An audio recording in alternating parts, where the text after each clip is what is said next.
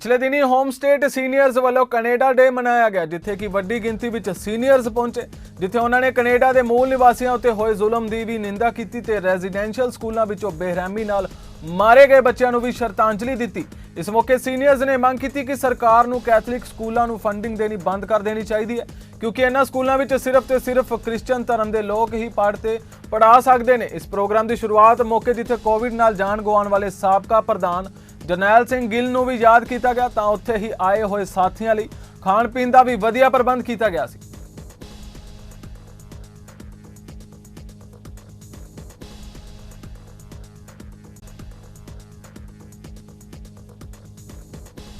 ये जो आज समारोह यहाँ हो रहा है वो होम स्टेट सीनियर क्लब की तरफ से कनाडा डे मनाया जा रहा है, जो कि 154वां स्वतंत्रता दिवस कनाडा का है। हम सब लोगों को बड़ी खुशी है इस बात पे कि हमारी कम्युनिटी के लोग इस प्रोग्राम में बड़े बढ़ चढ़ के पिछले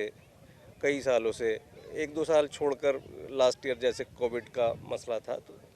लेकिन हम हमेशा पिछले 4-5 साल से ये दिन मनाते आ रहे हैं। लेकिन ये जो आज का दिन है वो बड़ा गम और रंज का दिन इसलिए है क्योंकि कनाडा के जो खून से रंगे हुए हाथ हैं वो सामने आ गए कि इन्होंने किस तरह से लोकल लोगों को, इंडिजिनस लोगों को उन पर किस तरह से अत्याचार किए। अभी हाल फिलहाल में ब्रिटिश कोलंबिया के 2 स्कूल और एक सस्कैचुअन के स्कूल में बच्चों की लाशें जो बरामद हुई हैं, उससे पूरे कनाडा में बड़ी शोक की लहर है। कम से कम जो इमिग्रेंट आबादी है उनमें बहुत इसका गम और रंज का इजहार हो रहा है। और यहाँ तक कि कनाडा की सरकार ने भी इस बार ये अपना स्वतंत्रता दिवस उस धूमधाम से नहीं मनाया क्योंकि इनके पास अथॉरिटी नहीं थी। प्रेसिडेंट जो यहाँ का प्राइम मिनिस्टर है उसने इस बारे में कोई इंक्वायरी करने का उसके पास कोई मॉरल राइट ही नहीं है, क्योंकि ये जब घटनाएं हो रही थी तब इनके वालिद साहब यहाँ पहले प्राइम मिनिस्टर थे, तो ये किसी भी इंक्वायरी में इस तरह से इन्वॉल्व हो ही नहीं सकते। दूसरा, जस्टिन ट्रूडो चाइना के वीगर मुसलमानों को लेकर, चाइना के ऊपर ह्यूमन राइट का मसला लेकर उन्हें बड़े ज्ञान देने की सिलसिले में रहते थे पिछले 1-2 सालों से, लेकिन ये जो इंडिजिनस बच्चों के साथ जो अत्याचारों की जो घटनाओं का खुलासा हुआ है, उसने इन कनाडा के इस चमकते हुए चेहरे पर जिस तरह से कालिक मली है वो पूरी दुनिया उसे देख रही है। हमारी ये मांग है कि कनाडा की सोसाइटी, जो कि एक वाइब्रेंट सोसाइटी है, इसमें किसी मज़हब का रोल नहीं होना चाहिए, और हम इस कैथोलिक स्कूलों के द्वारा जो इंडिजिनस बच्चों का जो कत्लेआम हुआ है उस रोल पर ज़रूर तवज्जो देना चाहेंगे, जो क्योंकि ये संस्थाएं आज भी कनाडा की सोसाइटी में स्कूलिंग कर रही हैं और जो कनाडा की सरकार है उसको फंड्स कर रही हैं। हम इस बात की पुरजोर मुखालफत करते हैं कि इन फंडिंग को तमाम तर रोका जाए। ਅਸੀਂ ਹੋਮਸਟੈਡ ਕਲੱਬ ਦੇ ਵੱਲੋਂ ਅੱਜ ਇੱਥੇ ਕੈਨੇਡਾ ਡੇ ਦੀ ਸੈਲੀਬ੍ਰੇਸ਼ਨ ਕਰਨ ਆ ਰਹੇ ਹਾਂ। ਕੈਨੇਡਾ ਦਾ 154ਵਾਂ ਦਿਨ ਜਿਹੜਾ ਅਸੀਂ ਮਨਾ ਰਹੇ ਹਾਂ। ਇਸ ਗੱਲ ਦੀ ਤੇ ਬਹੁਤ ਮਹਾਨਤਾ ਹੈ ਕੈਨੇਡਾ ਦੀ ਕਿ ਮਲਟੀਕਲਚਰਲ ਸੁਸਾਇਟੀ, ਸਾਰੇ ਰਿਲੀਜਨ, ਸਾਰਿਆਂ ਨੂੰ ਜਿਹੜੀ ਬਰਾਬਰ ਦੀ ਗੱਲ ਕੀਤੀ ਗਈ ਹੈ। ਪਰ ਪਿਛਲੇ ਸਮੇਂ ਦੇ ਵਿੱਚ ਜਿਹੜੀਆਂ ਅੱਜ ਇਤਿਹਾਸ ਦੇ ਵਿੱਚ ਜਿਹੜੀਆਂ ਗੱਲਾਂ ਹੋਈਆਂ ਨੇ ਉਹ ਗੱਲਾਂ ਕਲੀਅਰ ਕਰਦੀਆਂ ਨੇ ਕਿ ਕੈਨੇਡਾ ਦੇ ਵਿੱਚ ਕਿਸ ਤਰੀਕੇ ਦੇ ਨਾਲ ਐਬੋਰੀਜਨਲ ਪੀਪਲ, ਇੰਡੀਜਨਸ ਪੀਪਲ ਦੇ ਬੱਚਿਆਂ ਦੇ ਨਾਲ ਰੈਜ਼ੀਡੈਂਸ਼ੀਅਲ ਸਕੂਲਾਂ ਦੇ ਵਿੱਚ ਕੈਥੋਲਿਕਸ ਦੇ ਜਿਹੜੇ ਪਾਦਰੀ ਆ, ਪ੍ਰੀਸਟ ਨੇ, ਉਹਨਾਂ ਨੇ ਕਿਸ ਤਰੀਕੇ ਨਾਲ ਉਹਨਾਂ ਦਾ ਜੈਨੋਸਾਈਡ ਕੀਤਾ। ਅਸੀਂ ਇਸ ਗੱਲ ਦਾ ਅੱਜ ਦੇ ਇਸ ਪ੍ਰੋਗਰਾਮ ਦੇ ਵਿੱਚ ਇਸ ਦੀ ਪੁਰਜੋਰ ਨਿਖੇਧੀ ਕਰਦੇ ਹਾਂ ਕਿ ਕੈਥੋਲਿਕਸ ਨੇ ਉਹ ਬੱਚਿਆਂ ਨੂੰ ਕਿਸ ਤਰੀਕੇ ਨਾਲ ਫਰਨੇਸਾਂ ਵਿੱਚ ਪਾ ਕੇ ਸਾੜ ਦਿੱਤਾ ਗਿਆ। ਉਸ ਸਮੇਂ ਦੇ ਵਿੱਚ ਉਹਨਾਂ ਦੇ ਨਾਲ ਸੈਕਸੁਅਲ ਅਸਾਲਟ ਕਿਸ ਤਰੀਕੇ ਨਾਲ ਕੀਤੇ, ਉਹ ਬੱਚੀਆਂ ਦੇ ਨਾਲ, ਉਹਨਾਂ ਬੱਚਿਆਂ ਦੇ ਨਾਲ, ਲੜਕਿਆਂ ਦੇ ਨਾਲ ਨਨਸ ਤੇ ਪ੍ਰੀਸਟ ਨੇ ਕਿਸ ਤਰੀਕੇ ਨਾਲ ਜਿਹੜੇ ਸੈਕਸੁਅਲ ਅਸਾਲਟ ਕੀਤੇ। ਉਹਨਾਂ ਨੂੰ ਬਿਮਾਰੀ ਦੀਆਂ ਹਾਲਤਾਂ ਦੇ ਵਿੱਚ ਮਾੜਾ ਖਾਣਾ ਦੇ ਕੇ ਜਿਹੜਾ ਵਾ ਉਹਨਾਂ ਨੂੰ ਛੱਡ ਦਿੱਤਾ ਗਿਆ ਅਤੇ ਕਿਸ ਤਰੀਕੇ ਨਾਲ ਉਹਨਾਂ ਦੀ ਜਿਹੜੀ ਮੌਤ ਹੋਈ। 6000 ਬੱਚਾ ਜਿਹੜਾ ਵਾ ਉਹ ਪਤਾ ਲੱਗਾ ਕਿ ਕਤਲ ਹੋਇਆ 1945 ਤੋਂ ਬਾਅਦ 1945 ਦੇ ਵਿੱਚ 5 ਗੁਣਾ ਬੱਚੇ ਜਿਹੜੇ ਰੈਜ਼ੀਡੈਂਸ਼ੀਅਲ ਸਕੂਲਾਂ ਦੇ ਵਿੱਚ ਇਸ ਕਤਲ ਦਾ ਸ਼ਿਕਾਰ ਹੋਏ। ਸੋ ਕਿਸ ਤਰੀਕੇ ਨਾਲ ਇਹਨਾਂ ਨੇ ਕੈਥੋਲਿਕਸ ਪਾਦਰੀ ਜਿਹੜੇ ਆਪਣੇ ਆਪ ਨੂੰ ਧਰਮ ਦੇ ਠੇਕੇਦਾਰ ਕਹਿੰਦੇ ਆ, ਇਹਨਾਂ ਨੇ ਕਿਸ ਤਰੀਕੇ ਨਾਲ ਉਹ ਇਨੋਸੈਂਟ ਬੱਚਿਆਂ ਦਾ ਜਿਹੜਾ ਮਰਡਰ ਕੀਤਾ। ਤੇ ਅਸੀਂ ਸਾਰੇ ਲੋਕ ਅਸੀਂ ਇਸ ਗੱਲ ਦੀ ਡਿਮਾਂਡ ਕਰਦੇ ਹਾਂ ਕਿ ਕੈਥੋਲਿਕ ਸਕੂਲਾਂ ਨੂੰ ਜਿਹੜੀ ਗ੍ਰਾਂਟ ਦਿੰਦੀ ਗਵਰਨਮੈਂਟ, ਅਸੀਂ ਟੈਕਸ ਪੇਅਰ ਹਾਂ, ਸਾਡੇ ਟੈਕਸ ਦੇ ਪੈਸਿਆਂ ਦੇ ਵਿੱਚੋਂ ਜਿਹੜੀ ਉਹ ਗ੍ਰਾਂਟ ਉਹਨਾਂ ਨੂੰ ਪੇ ਕੀਤੀ ਜਾਂਦੀ ਹੈ, ਜਦ ਕਿ ਉੱਥੇ ਕੈਥੋਲਿਕ ਸਕੂਲਾਂ ਦੇ ਵਿੱਚ ਪੜ੍ਹਨ ਦੇ ਲਈ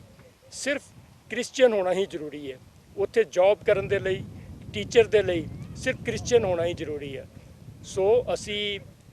ਇਸ ਗੱਲ ਦਾ ਵਿਰੋਧ ਕਰਦੇ ਹਾਂ ਕਿ ਉਹਨਾਂ ਦੀ ਗ੍ਰਾਂਟ ਇਮੀਡੀਏਟਲੀ ਕੈਥੋਲਿਕ ਚਰਚ ਦੀ ਤੇ ਕੈਥੋਲਿਕ ਸਕੂਲਾਂ ਦੀ ਜਿਹੜੀ ਗ੍ਰਾਂਟ ਬੰਦ ਕੀਤੀ ਜਾਵੇ। ਤੇ ਕੈਨੇਡਾ ਡੇ ਦੀ ਮੈਂ ਸਾਰੇ ਹੀ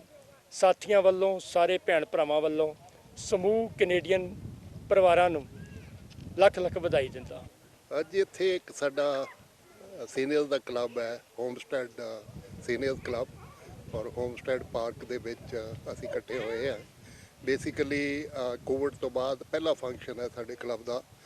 ਕੈਨੇਡਾ ਡੇ ਸੈਲੀਬ੍ਰੇਟ ਕਰ ਰਹੇ ਹਾਂ ਅੱਜ, ਕਿਉਂਕਿ ਨਾਰਮਲੀ ਕੈਨੇਡਾ ਡੇ 1 ਜੁਲਾਈ ਨੂੰ ਹੁੰਦਾ, ਪਰ ਕੋਵਿਡ ਕਰਕੇ ਹੁਣ ਥੋੜ੍ਹੀਆਂ ਰੈਸਟ੍ਰਿਕਸ਼ਨ ਖੁੱਲ੍ਹੀਆਂ, ਉਹਦੇ ਕਰਕੇ ਅੱਜ ਅਸੀਂ ਆਪਣਾ ਪੂਰਾ ਪ੍ਰੀਕਾਸ਼ਨ ਲੈਂਦੇ ਹੋਏ ਅੱਜ ਅਸੀਂ ਕੈਨੇਡਾ ਡੇ ਸੈਲੀਬ੍ਰੇਟ ਕਰ ਰਹੇ ਹਾਂ। ਪਿਛਲੇ ਸਾਲ ਦੇ ਵਿੱਚ ਕੋਵਿਡ ਦੀ ਭੇਟ ਸਾਡੇ ਇੱਕ ਐਕਸ ਪ੍ਰਧਾਨ ਸੀਗੇ ਜਰਨੈਲ ਸਿੰਘ ਗਿੱਲ, ਉਹਨਾਂ ਦੀ ਡੈਥ ਹੋ ਗਈ, ਔਰ ਇਹਦੇ ਨਾਲ ਇੱਕ ਹੋਰ ਸੱਜਣ ਸਾਡੇ, ਉਹਨਾਂ ਨੂੰ ਸ਼ਰਧਾਂਜਲੀ ਦੇਣੀ ਹੈ। ਨਾਲ ਨਾਲ ਅਸੀਂ, ਕਿਉਂਕਿ ਪੂਰੀ ਕੈਨੇਡਾ ਔਰ ਪੂਰੀ ਦੁਨੀਆ ਇੱਥੇ ਡਿਸਟਰਬਡ ਨੇ ਕਿ ਜਿਹੜੇ ਇੰਡੀਜੀਨੀਅਸ ਵਾਸੀ ਨੇ ਇੱਥੋਂ ਦੇ ਓਰੀਜਨਲ ਇੰਡੀਅਨ, ਜਾਂ ਉਹਨਾਂ ਨੂੰ ਰੈੱਡ ਇੰਡੀਅਨ ਕਹਿੰਦੇ, ਡਿਫਰੈਂਟ ਨਾਮ 'ਤੇ ਲਿਆ ਜਾਂਦਾ, ਉਹਨਾਂ ਦੇ ਬੱਚਿਆਂ ਦੀਆਂ ਜਿਹੜੀਆਂ ਕਬਰਾਂ ਸਕੂਲਾਂ ਦੇ ਵਿੱਚ 2 ਜਗ੍ਹਾ ਬਹੁਤ ਉਹ ਸਾਰੇ ਲੋਕਾਂ ਨੂੰ ਦੁੱਖ ਹੁੰਦਾ। ਔਰ ਖਾਸ ਕਰ ਇਹੋ ਜਿਹੇ ਦਿਨ ਜਦੋਂ ਅਸੀਂ ਕੈਨੇਡਾ ਦੀ ਹਿਸਟਰੀ ਨੂੰ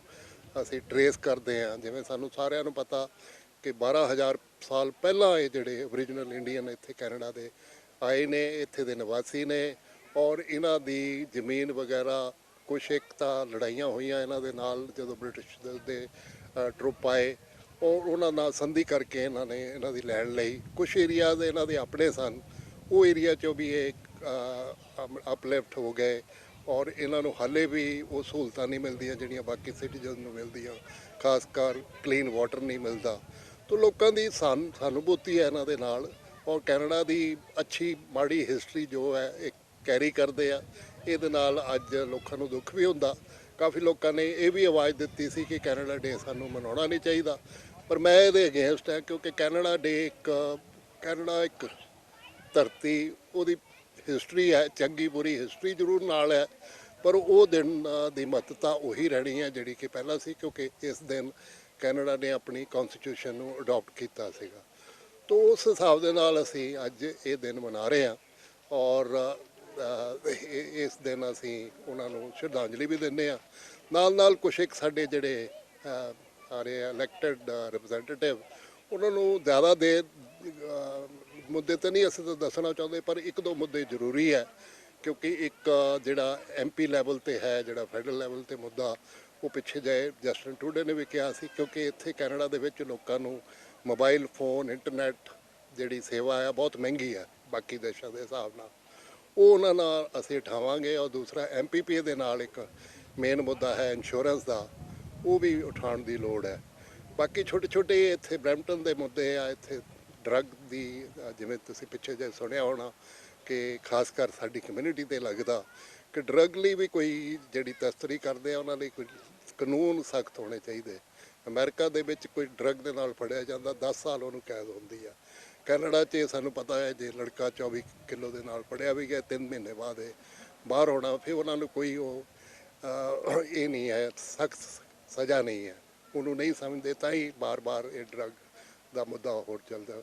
ਬਾਕੀ ਕੁਛ ਇੱਕ ਬਰੈਂਪਟਨ ਦੀਆਂ ਇਸ਼ੂਜ਼ ਵੀ ਹੈਗੀਆਂ, ਬਰੈਂਪਟਨ ਦਾ ਟ੍ਰੈਫਿਕ ਹੈ, ਬਰੈਂਪਟਨ 'ਚ ਕੁਛ ਇੱਕ ਚੀਟਿੰਗ ਵੀ ਹੋ ਰਹੀ ਹੈ, ਤੋ ਬਰੈਂਪਟਨ ਦੀ ਕਲੀਨਲੀਨੈਸ ਹੈ, ਬਰੈਂਪਟਨ ਦੀ ਐਡਮਿਨਿਸਟ੍ਰੇਸ਼ਨ ਹੈ। ਤੋ ਇਹੋ ਜਿਹੇ ਦਿਨ ਸਾਨੂੰ ਮੌਕਾ ਮਿਲਦਾ ਕਿ ਮੁੱਦੇ ਵੀ ਚੁੱਕੇ ਜਾਣ।